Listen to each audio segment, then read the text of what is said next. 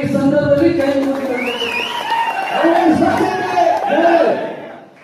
ನನಗ ನಾನೀಗ ಹೆಚ್ಚಿಗೆ ಮಾತಾಡುವಂತ ಬಹಳ ಜನ ಹಿರಿಯ ನಾಯಕರಲ್ಲಿ ಕೂಡ ಮಾತಾಡುವಂತ ವಿಷಯ ಬಹಳ ಕೂಡ ನಾನೀಗ ಹೆಚ್ಚಿಗೆ ಮಾತಾಡಲಿಕ್ಕೆ ಹೋಗೋದಿಲ್ಲ.